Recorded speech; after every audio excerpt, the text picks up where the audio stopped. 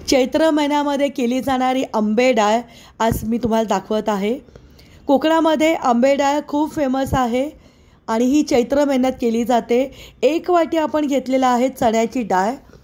चण्याची डाळ स्वच्छ धुवायची आहे आणि कमीत कमी 4 ते 5 तास आपल्याला भरपूर पाण्यामध्ये भिजत घालायची आहे। डाळ नीट भिजणं गरजेचं आहे।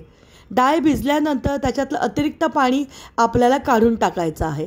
1 वाटी कच्च्या डाळीसाठी आपण 1 वाटी कच्ची कैरी इथे यूज करणार आहोत। कैरीची सालं काढून घ्यायची आहे आणि कैरी आपण किसून यूज करणार आहोत।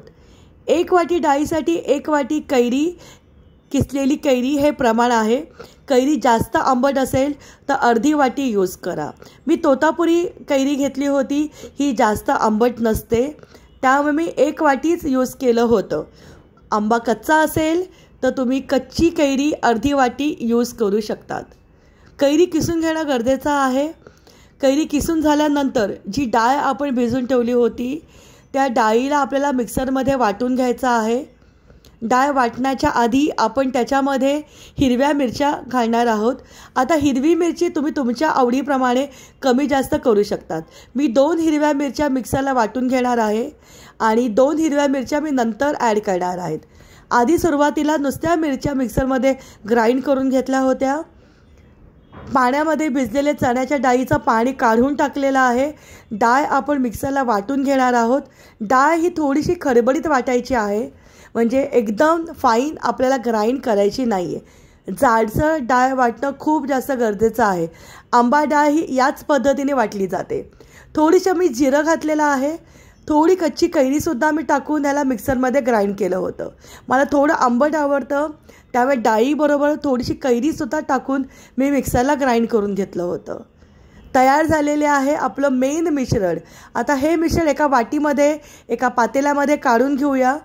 वरतून आपण खमंग फोडणी करणार आहोत। यामध्ये चवीप्रमाणे मीठ, त्याच्यानंतर साखर घालायची आहे। साखर ही नक्की यूज करा, कारण आंबट गोड चव जी आहे ही अप्रतिम येते। साखरेचं प्रमाण तुम्ही कमी जास्त करू शकतात। उरलेली किसलेली कैरी घातली आहे। भरपूर कोथिंबीर आणि ओला नारळ ह्याच्यामध्ये यूज केला जातो। आपण वरतून खमंग अशी एक फोडणीसुद्धा करणार आहोत। फोडणीसाठी तेल इथे थोडं जास्त घ्यायचं आहे।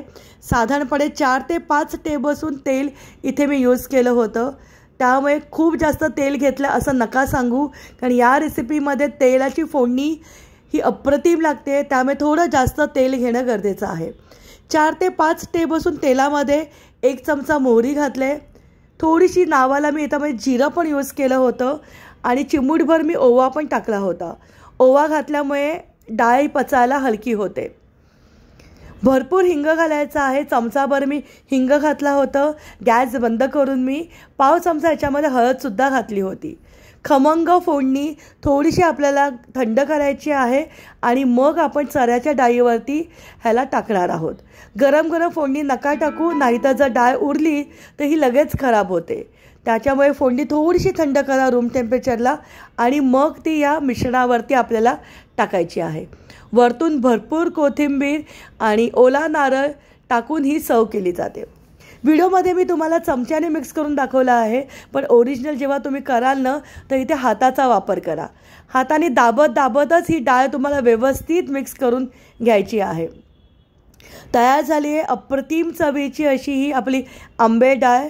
तुम्ही याआधी जर कधी नसेल बनवलीत तर नक्की करून बघा, अप्रतिम चव लागते। कोकणामध्ये चैत्र पाडव्यामध्ये जेव्हा हळदी कुंकू केलं जातं त्यावेळेला आंबे डाळ आणि पन्ह हे खिरापतीमध्ये देण्याची पद्धत आहे। अप्रतिम चवीची ही कच्च्या डाळीपासून तयार झालेली आहे आंबे डाळ। जर तुम्हाला खाद्यजत्रेचे व्हिडिओ आवडत असतील तर आमच्या चॅनलला लाईक करा, व्हिडिओला शेअर करा आणि चॅनलला सबस्क्राईब करा।